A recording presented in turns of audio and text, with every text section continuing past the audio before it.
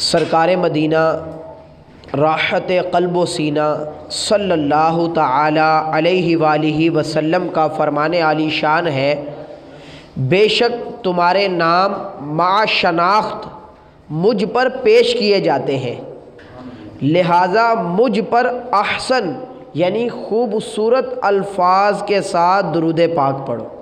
صلو علی الحبیب صلی اللہ تعالی علی محمد صلی اللہ تعالی علیہ وآلہ وسلم۔ آئیے درود پاک مل کے پڑھتے ہیں۔ صلی اللہ علیہ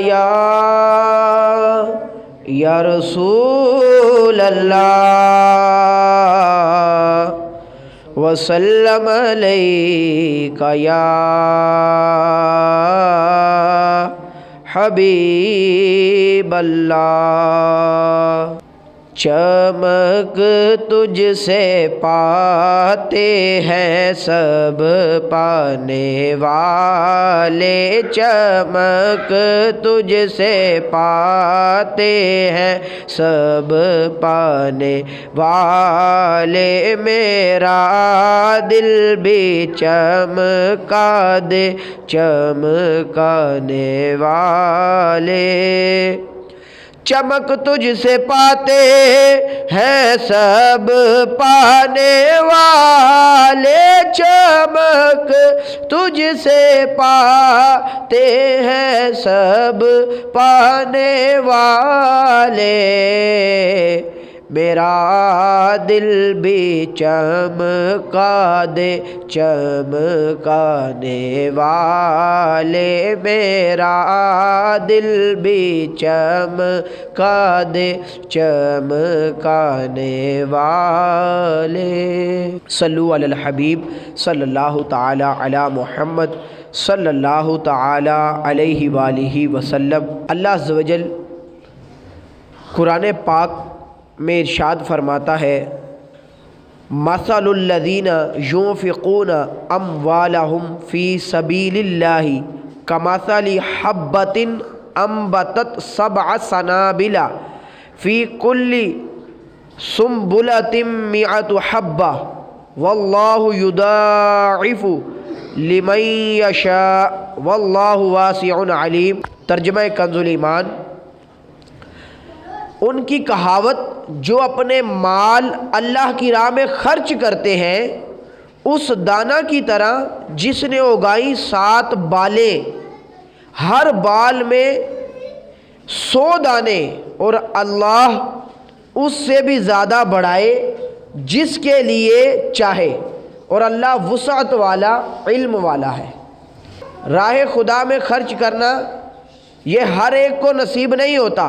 معجم کبیر کی روایت ہے، نبی پاک صلی اللہ تعالیٰ علیہ وآلہ وسلم نے ارشاد فرمایا، صدقہ برائی کے 70 دروازے بند کر دیتا ہے۔ معجم کبیر کی حدیث پاک ہے، نبی پاک صلی اللہ تعالیٰ علیہ وآلہ وسلم نے ارشاد فرمایا، ہر شخص بروز قیامت اپنے صدقے کے سائے میں ہوگا یہاں تک کہ لوگوں کے درمیان فیصلہ فرما دیا جائے گا۔ سبحان اللہ۔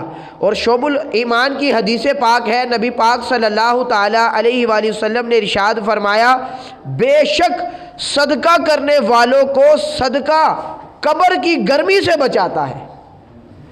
راہ خدا میں مال خرچ کرنا یہ قبر کی گرمی سے بندے کو بچاتا ہے۔ سبحان اللہ۔ اور فرمایا، اور بلا شبہ مسلمان قیامت کے دن اپنے صدقے کے سائے میں ہوگا۔ سبحان اللہ۔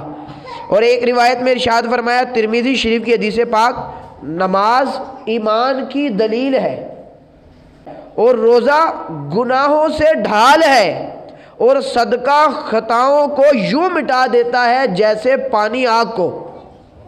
سبحان اللہ۔ اور ایک حدیث میں فرمایا، صبح سویرے صدقہ دیا کرو کیونکہ بلا صدقے سے آگے قدم نہیں بڑھاتی، آگے نہیں بڑھتی جب بندہ صدقہ کرتا ہے راہ خدا میں۔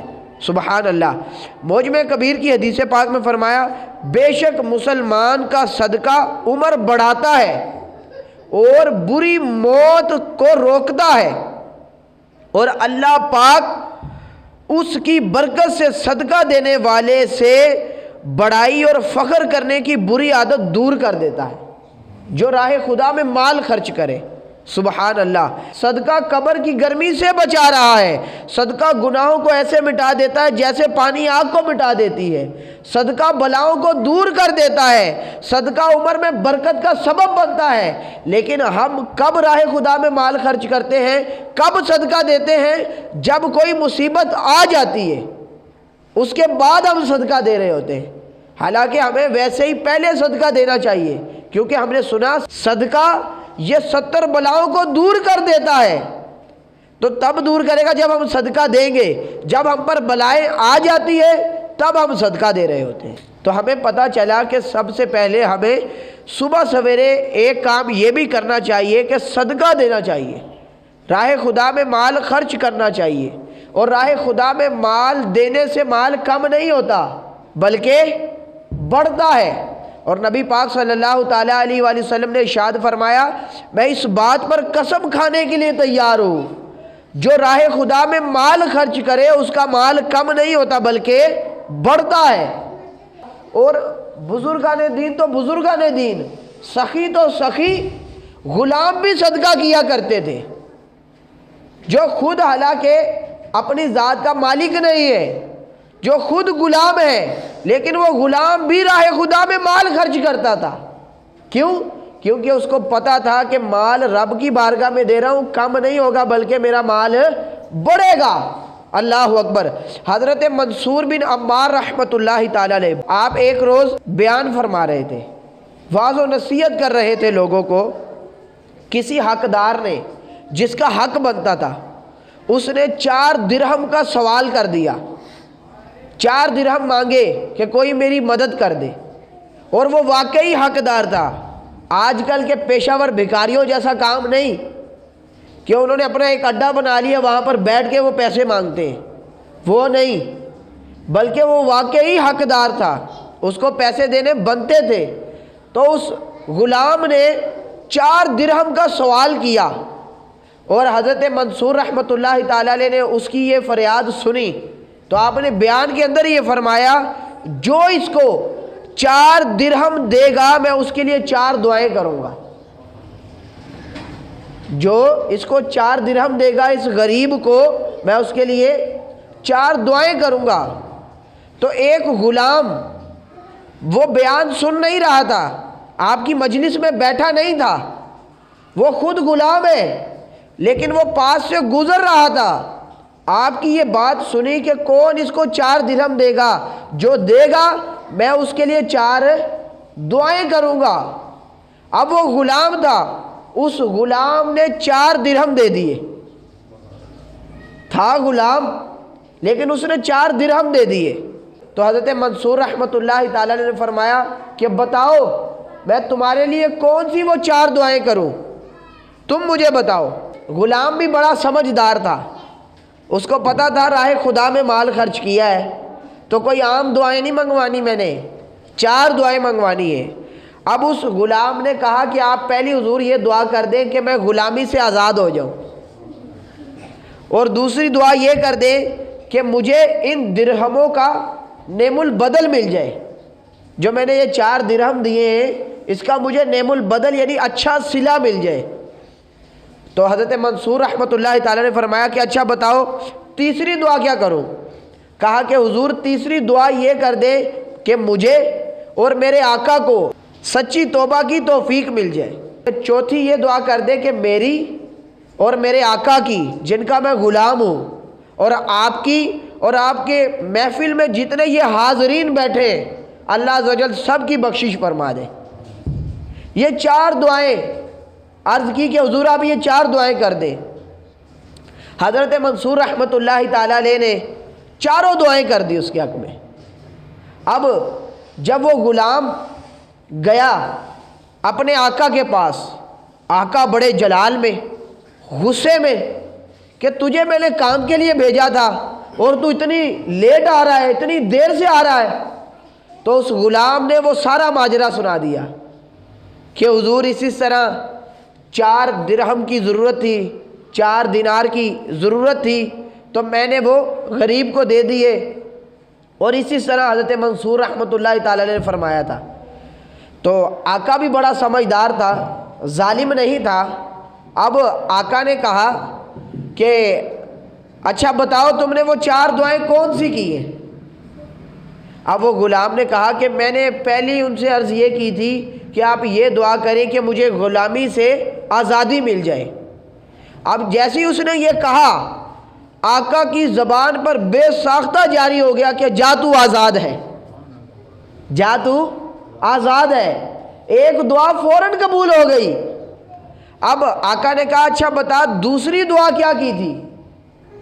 تو کہا کہ میں نے ان کو کہا تھا کہ یہ 4 درہم میں نے دیے ہیں، اس کا مجھے نعم البدل مل جائے۔ تو آقا کی زبان پر بے ساختہ یہ جاری ہو گیا کہ جا تجھے میں نے 4 درہم کے بدلے 4000 درہم دے دیے، 4000 درہم دے دیے۔ 2 دعائیں قبول ہو گئی۔ اب آقا نے کہا کہ بتاؤ تیسری دعا کیا ہے؟ کہا کہ میں نے حضور تیسری دعا ان سے کہا تھا کہ آپ یہ ہمارے لیے فرما دیں کہ میرے آقا کو اور مجھے سچی توبہ کی توفیق مل جائے۔ تو آقا نے اور غلام نے اسی وقت سچی توبہ کر لی۔ اب آقا نے کہا کہ اچھا غلام بتا کہ تو نے چوتھی دعا کیا کروائی تھی؟ کہا وہ میں نے یہ دعا کروائی تھی کہ میری اور میرے آقا کی اور آپ کی اور آپ کے حاضرین میں جتنے بیٹھے ہیں آپ کا بیان سننے کے لیے اللہ عز و جل ان سب کی بخشش فرما دے۔ اب وہ آقا نے فرمایا کہ اے غلام یہ 3 دعائیں جن کو میں نے پورا کر دیا یہ تو میرے اختیار میں تھی، لیکن بخشنے والا کام میرے رب کا ہے، یہ میرے اختیار میں نہیں ہے۔ لیکن اس کی یہ 3 دعائیں قبول ہو گئیں۔ تبھی کہا کہ اللہ والوں کے پاس جانا چاہیے، اللہ والوں کی بڑی برکتیں ہوتی ہیں۔ وہ منصور رحمۃ اللہ تعالی علیہ آپ کی زبان مبارک سے وہ دعا نکلی تھی اور اللہ عز و جل نے اس آقا کے ذریعے ان دعاؤں کو قبول فرمایا۔ وہ دن گزر گیا، اب رات آئی، اور جب رات ہوئی تو اسی آقا نے خواب میں کسی کہنے والے کو سنا، وہ کہہ رہا ہے کہ جو تمہارے اختیار میں تھا وہ تم نے کر دیا، اور میں ارحم الراحمین ہوں، میں نے تمہیں تمہارے غلام اور منصور اور وہاں موجودہ تمام حاضرین کو بخش دیا ہے۔ 4 کی 4 دعائیں اللہ عز و جل نے قبول فرما لی۔ اللہ اکبر۔ تو شاعر بھی کیا خوب کہتا ہے، سبقت رحمتی علی غضبی، جب سے تو نے سنا دیا ہے یا رب آسرا ہم گناہ گاروں کا اور مضبوط ہو گیا ہے۔ ظن نہیں بلکہ ہے یقین مجھے وہ بھی تیرا دیا ہوا یا رب، ہوگا دنیا میں قبر و حشر میں مجھ سے اچھا معاملہ یا رب۔ قبر میں بھی حشر میں بھی مجھ سے جو میرا معاملہ ہوگا، مجھ سے سوال جواب پوچھے جائیں گے، بتا تو نے نمازیں پڑھی کہ نہیں، بتا تو نے اچھے کام کیے یا نہیں، تو کہا کہ مجھے امید ہے اپنے رب سے وہاں پر بھی میرا اچھا معاملہ ہوگا۔ پیارے بھائیوں قربان جائیں کہ راہ خدا میں مال خرچ کیا اس غلام نے، تو اس کو کتنی نعمتیں مل گئی کہ وہ غلام آزاد بھی ہو گیا، اس کو بخشش کا پروانہ بھی مل گیا، 4 درہم دیے 4000 درہم لے کے جا رہا ہے۔ اس نے کیا کیا؟ راہ خدا میں مال خرچ کیا، 4 درہم خرچ کیے۔ آج ہمارے معاشرے میں اس کی بڑی کمی دیکھی جاتی ہے کہ راہ خدا میں مال خرچ نہیں کرتے۔ یہ رونا لگا رہتا ہے کہ ہم پریشان ہیں، مال کی بڑی کمی ہے، مہنگائی بہت ہو چکی ہے۔ تو ارے بھائی مہنگائی تو ہو گئی، لیکن کیا راہ خدا میں مال خرچ کم کر دیں گے تو کیا ہمارا مال بڑھ جائے گا؟ نہیں، بلکہ حدیث میں فرمایا کہ صدقہ دینے سے مال کم نہیں ہوتا بلکہ کیا ہوتا ہے؟ بڑھتا ہے۔ اور آپ اس جو روایت میں نے آپ کو سنائی، یہ واقعہ سنایا، اس سے واضح طور پہ پتہ چل رہا ہے کہ 4 درہم کا 4000 درہم مل رہا ہے، تو مال بڑھ رہا ہے نہ کہ کم ہو رہا ہے۔ تو ہمیں تو چاہیے کہ ہم راہ خدا میں زیادہ سے زیادہ مال خرچ کریں، اس میں بخل نہ کریں، تو انشاءاللہ ہمیں اس کی برکتیں ملیں گی۔ تو تو کیا آپ لوگوں کا ذہن بنتا ہے کہ انشاءاللہ راہ خدا میں زیادہ سے زیادہ مال خرچ کریں گے انشاءاللہ عز و جل؟ پیارے اسلامی بھائیوں، ہمارے اسلاف، ہمارے بزرگان دین، ان کی ہم سیرت اٹھا کر دیکھیں، ان کی ہسٹری پڑھیں، انہوں نے جس طرح اپنی زندگی گزاری ہے تو اللہ اللہ دیکھ کر رشک آتا ہے کہ سارا مال راہ خدا میں خرچ کر دیتے تھے۔ کھانے کو گھر میں کچھ نہیں ہے، تھوڑا سا کھانا موجود ہے، لیکن وہ بھی صدقہ کر دیا کرتے تھے۔ توکل اللہ تھا، اللہ کی بارگاہ میں ان کا توکل مضبوط تھا، یقین تھا کہ میرا مالک ہمیں اس سے اچھا رزق عطا فرمائے گا۔ یہ نیت ہوا کرتی تھی، تو جو کچھ بھی ہوتا تھا وہ سب راہ خدا میں خرچ کر دیا کرتے تھے۔ راہ خدا میں مال خرچ کرنے سے مال کم نہیں ہوتا بلکہ بڑھتا ہے۔ آئیے اسلام کے چوتھے خلیفہ امیر المؤمنین مولا کائنات حضرت علی المرتضیٰ رضی اللہ تعالیٰ عنہ، آپ کے حوالے سے آتا ہے کہ آپ اپنے کاشانہ اقدس میں موجود تھے اور 5 افراد آپ کے ساتھ تھے۔ کتنے افراد تھے؟ 5 افراد تھے۔ مولا علی مشکل کشا شیر خدا رضی اللہ تعالیٰ عنہ اور خاتون جنت حضرت فاطمہ الزہرا رضی اللہ تعالیٰ عنہا اور امام حسنین کریمین رضی اللہ تعالیٰ عنہما اور آپ کا ایک غلام حارث، یہ 5 لوگ کاشانہ اقدس میں گھر میں موجود تھے کہ ان پر فقر کا عالم تھا، غریبی تھی، کھانے کو گھر میں کچھ موجود نہیں ہے۔ حضرت فاطمہ الزہرا رضی اللہ تعالی عنہا نے عرض کی، اے امیر المومنین، جائیے یہ میرا ایک سوٹ ہے، اس کو آپ بیچ دیں بازار میں، جو رقم ملے گی اس کو آپ لے آئیے گا۔ تو مولا علی مشکل کشا شیر خدا رضی اللہ تعالیٰ عنہ آپ کا لباس لے کر بازار میں گئے، بازار میں بیچنے کے لیے۔ جب بیچا تو وہ 6 درہم کا بکا۔ کتنے کا جی؟ 6 درہم کا بکا۔ اب آپ نے وہ بیچ دیا، وہ 6 درہم لے کر اپنے گھر کی طرف واپس آ رہے تھے، راستے میں ایک حاجت مند نے سوال کر دیا، مانگ لیا، حالانکہ پتہ ہے گھر میں کھانے کو کچھ موجود نہیں ہے، اور گھر کس کا ہے؟ نبی پاک صلی اللہ تعالیٰ علیہ وآلہ وسلم کی آل کا گھر ہے، اور کھانے کو گھر میں کچھ موجود نہیں ہے، اور وہ بھی 6 درہم ملے ہیں، وہ بھی گھر کی طرف لے جا رہے ہیں، لیکن وہ بھی حاجت مند نے سوال کر دیا۔ مولا علی مشکل کشا شیر خدا رضی اللہ تعالیٰ عنہ نے 3 درہم نہیں دیے اس حاجت مند کو، 6 کے 6 درہم اس حاجت مند کو دے دیے۔ 1 درہم بھی گھر واپس نہیں لے کر جا رہے، اس حاجت مند کو سارے دے دیے پیسے۔ اب آپ واپس گھر کی طرف جا رہے ہیں، آپ نے چلنا شروع کر دیا۔ ابھی کچھ ہی دیر چلے تھے کہ ایک شخص نے کہا، اے علی، کیا یہ اونٹنی ہے میرے پاس، کیا تم اس کو خریدو گے؟ مولا علی مشکل کشا شیر خدا رضی اللہ تعالیٰ نے فرمایا کہ میرے پاس تو پیسے ہی نہیں ہیں، رقم ہی موجود نہیں ہے۔ تو اس شخص نے کہا کہ اے علی، چلو ادھار لے لو، مجھ سے ادھار لے لو، بعد میں پیسے دے دینا۔ مولا علی رضی اللہ تعالیٰ عنہ نے فرمایا، بہت خوب، ٹھیک ہے، دے دو۔ 100 درہم کا وہ اونٹ امیر المومنین مولا مشکل کشا شیر خدا رضی اللہ تعالیٰ عنہ نے خرید لیا۔ اب اونٹ لے کر، وہ اونٹنی لے کر مولا علی مشکل کشا شیر خدا رضی اللہ تعالیٰ عنہ گھر کی طرف جا رہے ہیں۔ ایک اور شخص مل گیا، اس نے کہا، اے علی، کیا یہ اونٹنی بیچتے ہو؟ کہا، ہاں بیچتا ہوں۔ اب اس شخص نے کہا کہ کتنے کی خریدی ہے؟ اگر آج ان کی جگہ پر ہم ہوتے تو ہم نے فوراً کہنا تھا کہ ہم نے 120 درہم کی خریدی، 150 درہم کی خریدی، حالانکہ خریدی کتنے کی تھی؟ 100 درہم کی خریدی تھی۔ مولا علی مشکل کشا شیر خدا رضی اللہ تعالیٰ نے فرمایا کہ میں نے 100 درہم کی خریدی۔ سچ کہا، سچ میں برکت ہے، کہا 100 درہم کی خریدی ہے۔ تو حضرت علی رضی اللہ تعالیٰ عنہ سے اس شخص نے کہا کیا تم مجھے یہ 60 درہم نفع میں بیچتے ہو؟ مطلب 160 درہم کی بیچتے ہو؟ مولا علی مشکل کشا شیر خدا رضی اللہ تعالیٰ نے فرمایا بہت خوب، ٹھیک ہے بیچتا ہوں۔ 160 درہم لیے اور آپ پھر گھر کی طرف چلنا شروع کر دیا۔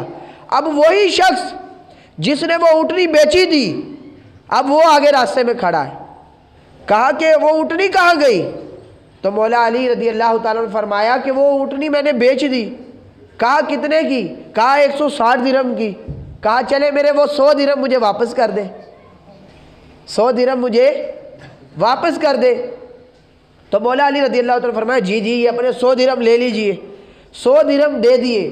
اب وہ 60 درہم لے کر اب آپ گھر کی طرف آ رہے ہیں۔ تھے کتنے جب چلے تھے؟ 6 درہم تھے، اور جب واپس گھر کی طرف آ رہے ہیں تو کتنے درہم ہو گئے؟ 60 درہم ہو گئے۔ ارے سودا کس سے کیا ہے؟ اللہ عز و جل سے سودا کیا ہے۔ سودا گھاٹے کا نہیں ہے، تجارت کی ہے، تجارت گھاٹے کی نہیں ہے۔ ارے راہ خدا میں مال خرچ کیا ہے، ایک کا 10 ملا ہے۔ بھوکے رہ کے خود اوروں کو کھلا دیتے تھے۔ کیسے صابر تھے محمد کے گھرانے والے، کیسے صابر تھے محمد کے گھرانے والے۔ اللہ اکبر۔ اے کاش ہمارا بھی یہ ذہن بن جائے، ہم بھی راہ خدا میں صحیح معنوں میں خرچ کرنے والے بن جائیں، انشاءاللہ عز و جل ہمیں اس کی برکتیں نصیب ہوں گی۔ اب یہی سارا واقعہ آپ نے حضرت فاطمہ الزہرا رضی اللہ تعالی عنہا کے پوچھنے پر یہ سارا ماجرا بتایا، تو حضرت فاطمہ الزہرا رضی اللہ تعالی عنہا بھی خوش ہو گئی کہ واقعی راہ خدا میں مال خرچ کرنے سے مال کم نہیں ہوتا۔ اب جب اگلے دن مولا علی مشکل کشا شیر خدا رضی اللہ تعالیٰ عنہ نبی پاک صلی اللہ تعالیٰ علیہ وآلہ وسلم کی بارگاہ میں حاضر ہوئے اور عرض کی یا رسول اللہ صلی اللہ تعالیٰ علیہ وآلہ وسلم کل میرے ساتھ یہ معاملہ ہوا۔ اب غیب بتانے والے اس نبی نے کیا خوب ارشاد فرمایا، غیب بتانے والے نبی صلی اللہ تعالیٰ علیہ وآلہ وسلم نے ارشاد فرمایا اے علی کیا تم جانتے ہو کہ جو شخص تمہیں اونٹ خریدنے کے لیے کہہ رہا تھا وہ کون ہے؟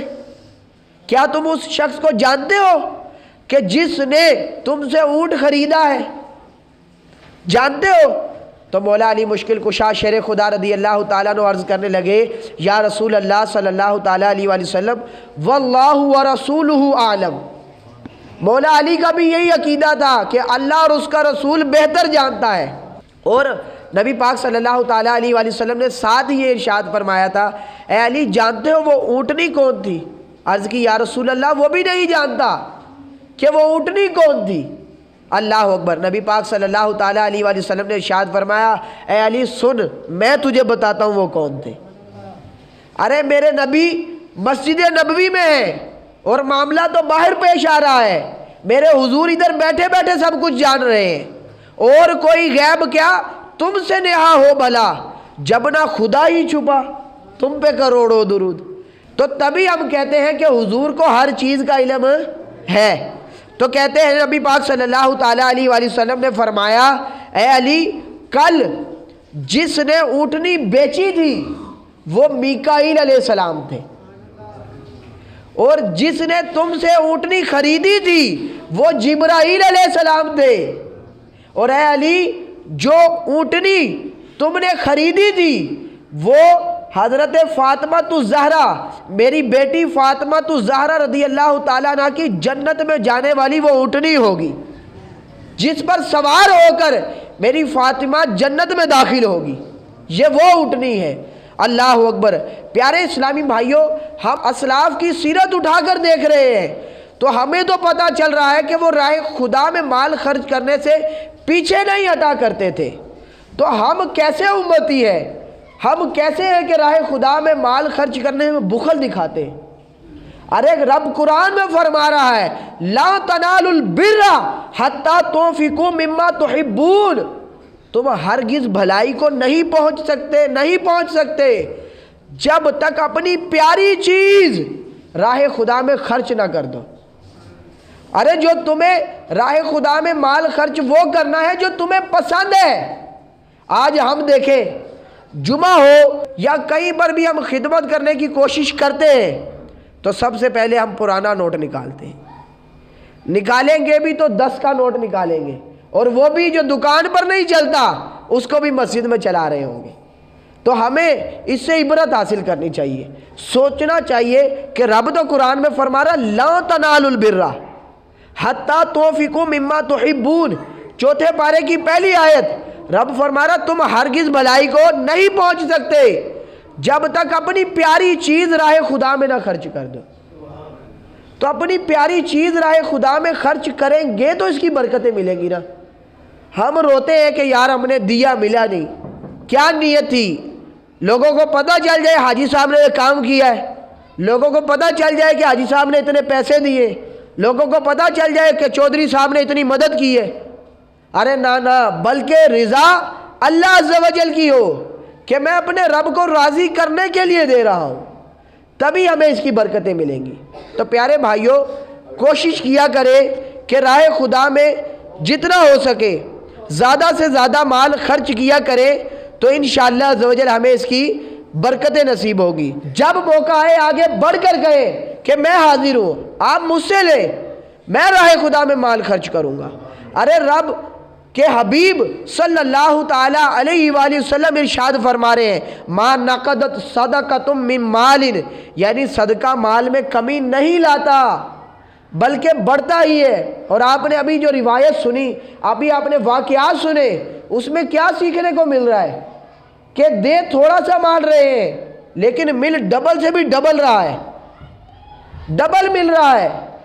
ہم لیکن وہی بات ہے کہ جو ظاہر سامنے نظر آئے اس کو ہی قبول کرتے ہیں کہ واقعی جو پیسے سامنے نظر آئے ہاں یار یہ فائدہ ہوا ہے.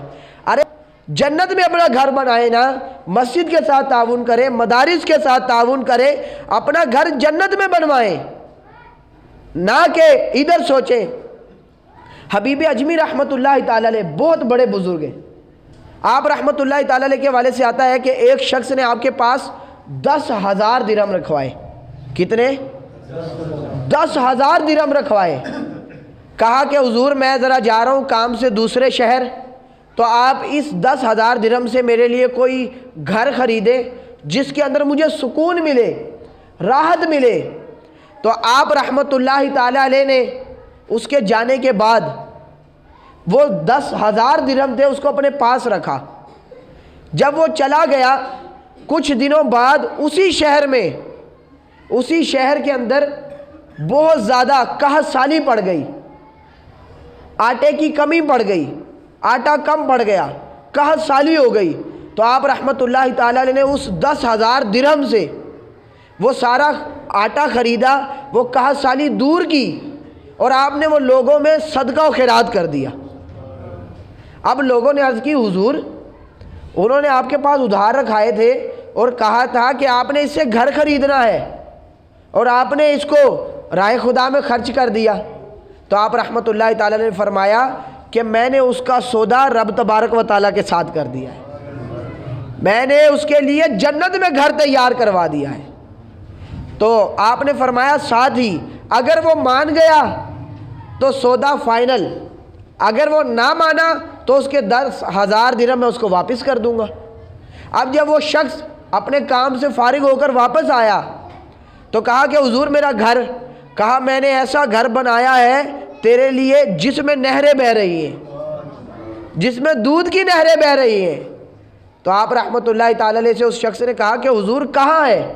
کہا وہ جنت میں اللہ تبارک و تعالیٰ سے تیرے لیے سودا کر دیا میں نے. تو اس شخص نے خوشی کا اظہار کیا، نہ کہ ہماری طرح نہ جی نہ میرے پیسے کٹو، یہ نہیں کہا، بلکہ اس نے خوشی سے کہا سبحان اللہ.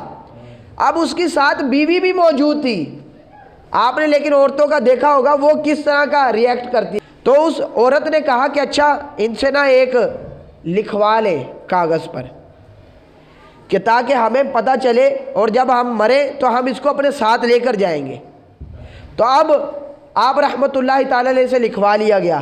آپ نے لکھ دیا کہ یہ فلاں بن فلاں کو اللہ عز و جل کے ذمہ کرم پر ہے کہ وہ ان کو جنت میں گھر عطا فرمائے. اب وہ پرچی لے لی. اب اس شخص نے کہا کہ اپنی بیوی سے کہ جب میں مروں نا تو میرے کفن میں یہ پرچی رکھ دینا۔ اب وہ پرچی رکھ دی گئی۔ جب وہ فوت ہو گیا تو آپ رحمۃ اللہ تعالیٰ علیہ رات کو جب آپ سوئے تو آپ نے خواب میں کیا دیکھا؟ آپ خواب میں دیکھتے ہیں کہ کوئی کہنے والا یہ کہہ رہا تھا کہ میں نے تجھے بھی بخش دیا اور اس شخص کو بھی بخش دیا جس نے راہ خدا میں مال خرچ کیا، اور میں نے اس کے لیے جنت میں گھر بھی تیار کر دیا ہے۔ تو پیارے بھائیوں، راہ خدا میں مال دینے سے مال کم نہیں ہوتا بلکہ بڑھتا ہے۔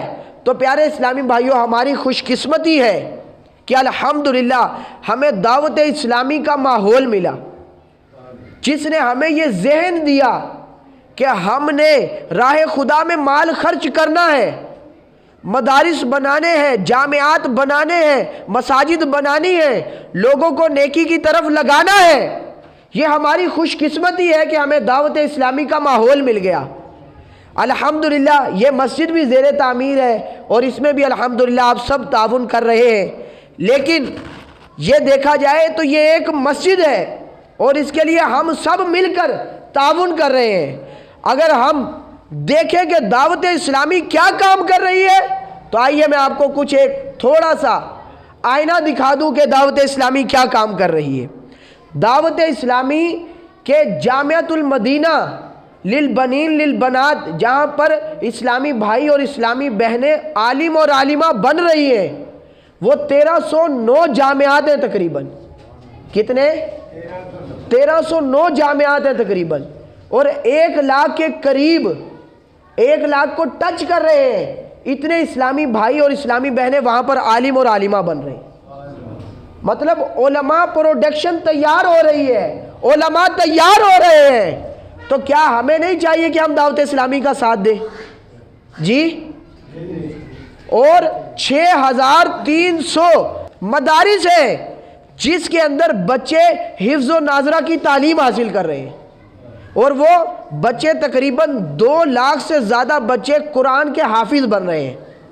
اور قرآن کے حافظ کے بارے میں کیا فضیلت آئی کہ قرآن کا حافظ جو ہوگا باعمل، ایک حافظ قرآن، وہ اپنے 10 لوگوں کی بخشش کروائے گا، اپنے خاندان میں سے 10 لوگوں کی بخشش کروائے گا۔ اور ایک روایت میں ہے کہ جو عالم دین ہوگا وہ اپنی 7 پشتوں کو بخشوائے گا۔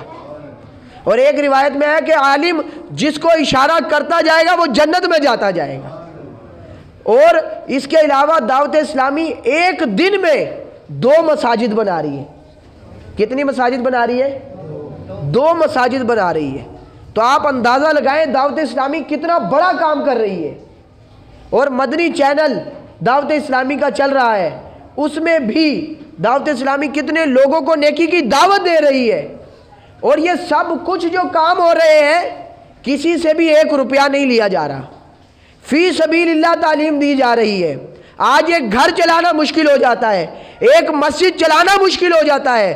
ارے دعوت اسلامی کا امت مسلمہ پر احسان تو دیکھو کہ دعوت اسلامی اتنے جامعات، اتنے مدارس، اتنی مساجد چلا رہی ہے، فری میں بچوں کو تعلیم دی جا رہی ہے۔ تو لیکن پیارے اسلامی بھائیوں، ایک روایت میں آیا نا کہ ایک وقت ایسا آئے گا کہ دین کا کام درہم اور دینار کے بغیر نہیں ہوگا، مطلب پیسوں سے ہوگا، اور آج وہ دور آ چکا ہے۔ تو پیارے اسلامی بھائیوں، دعوت اسلامی کا یہ جو خرچہ ہے یہ اربوں میں ہے، اربوں میں۔ اس کے لیے الحمدللہ جتنے بھی دعوت اسلامی کے ذمہ داران ہیں اور ان سے محبت کرنے والے دعوت اسلامی کے، وہ دعوت اسلامی کے ساتھ تعاون کر رہے ہیں، اور ان کے لیے یہ سلسلہ جاری ہے چندہ جمع کرنے کا۔ فی یونٹ 10,000 روپے، 1 یونٹ۔